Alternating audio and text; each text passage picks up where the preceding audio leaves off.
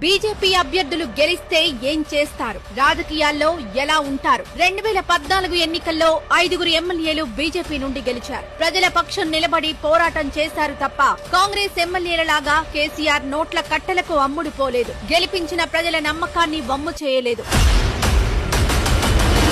2018 ఎన్నికల్లో గెలిచిన ఒకే ఒక్క ఎమ్మెల్యే రాజాసింగ్ అమ్ముడు పోలేదు. దుబ్బాక ఉప ఎన్నికల్లో గెలిచిన రఘునందన్ రావు అమ్ముడు పోలేదు. హుజూరాబాద్ ఉప ఎన్నికల్లో గెలిచిన ఈటెల రాజేందర్ అమ్ముడు పోలేదు.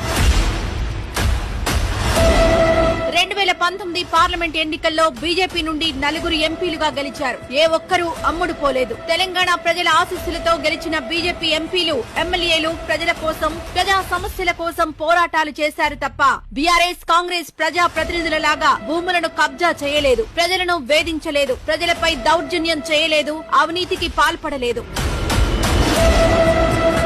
బీజేపీ ఎంపీలపై, ఎమ్మెల్యేలపై కాంగ్రెస్, బీఆర్ఎస్ పార్టీలు ఎంత బురద జల్లాలని ప్రయత్నించినా సాధ్యపడలేదు. దేశం కోసం, ధర్మం కోసం, తెలంగాణ ప్రజల బాగు కోసం నీతిగా, నిజాయితీగా పార్టీ సిద్ధాంతాలకు లోబడి బీజేపీ ప్రజా ప్రతినిధులు ప్రజలకు సేవలను అందించారే తప్ప ఎక్కడా తల వంచలేదు.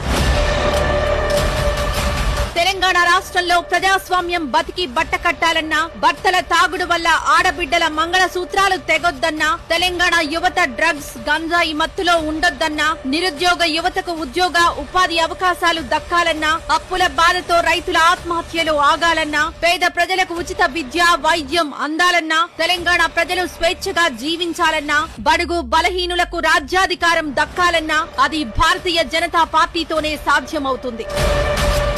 ఈసారి ఓటు వేసే ముందు చూడాల్సింది కాంగ్రెస్, బీఆర్ఎస్ నాయకులు ఇచ్చే నోట్లను, దొంగ హామీలను కాదు, తెలంగాణ భవిష్యత్తును దృష్టిలో ఉంచుకొని ఓట్లు వేయండి. జై భారత్, జై తెలంగాణ, జై బీజేపీ.